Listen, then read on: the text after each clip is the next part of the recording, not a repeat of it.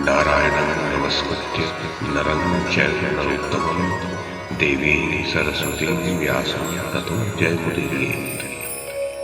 ओम नमो भगवते वासुदेवाय, ओम नमः पितामहाय, ओम नमः प्रजापतिभ्यः, ओम नमः कृष्णद्वैपायनाय, ओम नमः सर्वविघ्नविनायकेभ्यः।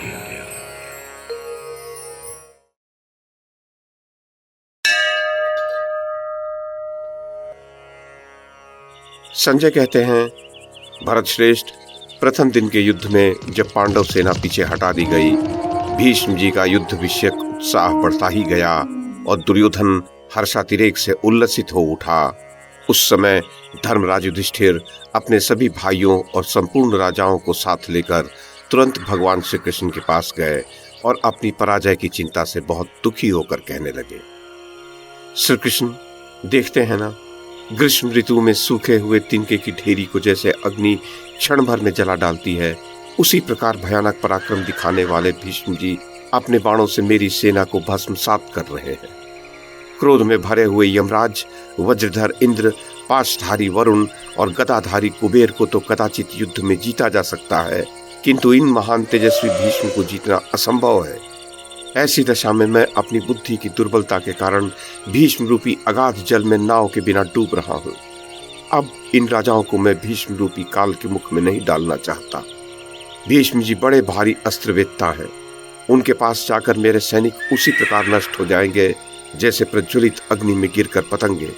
केशव, अब मेरे जीवन के जितने दिन शेष हैं उनमें वन में रहकर कठोर तपस्या करूंगा, किंतु इन मित्रों को युद्ध में मरने न दूंगा। भीष्म जी मेरे सहस्रों महारथियों और श्रेष्ठ योद्धाओं का संहार कर रहे हैं। माधव, शीघ्र बताइए, क्या करने से मेरा हित होगा? सव्यसाची अर्जुन को तो मैं इस युद्ध में उदासीन सा देख रहा हूँ।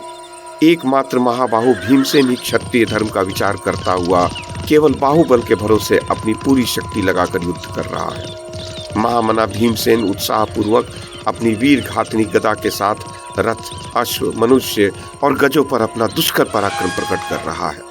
माननीय वीर श्री कृष्ण, यदि इस प्रकार सरलता पूर्वक ही युद्ध किया जाए तो यह भीमसेन अकेला 100 वर्षों में भी शत्रु सेना का विनाश नहीं कर पाएगा। केवल आपका यह सखा अर्जुन ही दिव्यास्त्रों का ज्ञाता है, परंतु यह भी महामना भीष्म और द्रोण के द्वारा दग्ध होते हुए हम लोगों की उपेक्षा कर रहा है। महामना भीम और द्रोण के दिव्यास्त्र बार बार प्रयुक्त होकर संपूर्ण क्षत्रियों को भस्म कर डालेंगे। श्री कृष्ण, भीष्म क्रोध में भरकर अपने पक्ष के समस्त राजाओं के साथ मिलकर निश्चय ही हम लोगों का विनाश कर देंगे। जैसा उनका पराक्रम है उससे यही सूचित होता है। महाभाग योगेश्वर, आप ऐसे किसी महारथी को ढूंढ निकालिए जो संग्राम भूमि में भीष्म को उसी प्रकार शांत कर दे जैसे मेघ दावानल को बुझा देता है। गोविंद, आपकी कृपा से ही पांडव अपने शत्रुओं को मारकर स्वराज्य प्राप्त करके बंधु बांधवों सहित सुखी होंगे। महाराज धृतराष्ट्र, ये कहकर युधिष्ठिर शोक से बेसुध हो बहुत देर तक आंखें बंद किए मन ही मन कुछ सोचते रहे। तब भगवान श्री कृष्ण उन्हें शोक से पीड़ित जान समस्त पांडवों को आनंदित करते हुए बोले, भारत, तुम्हें इस प्रकार शोक नहीं करना चाहिए। देखो तो तुम्हारे भाई कैसे शूरवीर और विश्वविख्यात धनुधर हैं।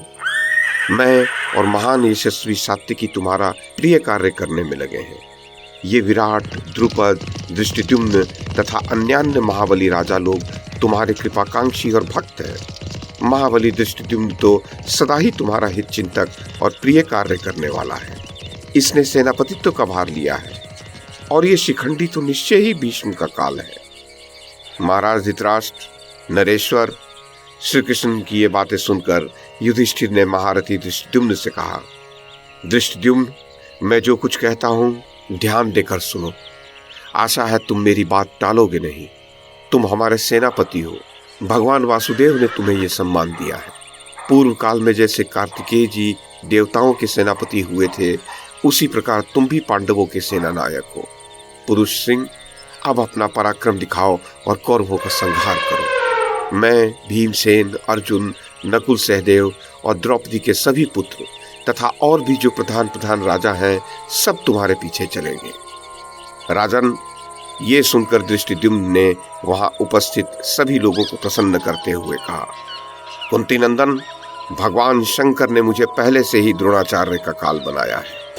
आज मैं भीष्म, कृपाचार्य, द्रोणाचार्य, शल्य और जयद्रथ, इन सभी अभिमानी वीरों का सामना करूंगा। महाराज, शत्रुहंता दृष्टिद्युम्न जब इस प्रकार युद्ध के लिए तैयार हुआ तो रणोन्मत्त पांडव वीर जय जयकार करने लगे।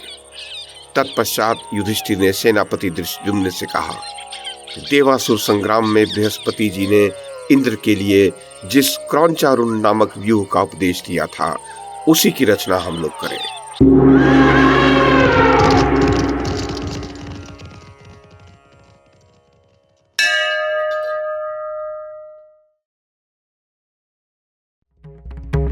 YouTube के माध्यम से महाभारत की कथा को एक श्रृंखला के रूप में प्रस्तुत करने का हमारा ये प्रयास यदि आपको सराहनीय लगा हो तो कृपया इस कड़ी को लाइक और शेयर करें, चैनल को सब्सक्राइब करें और बेल आइकन को दबाएं। साथ में अन्य लोगों को भी देखने के लिए प्रेरित करें।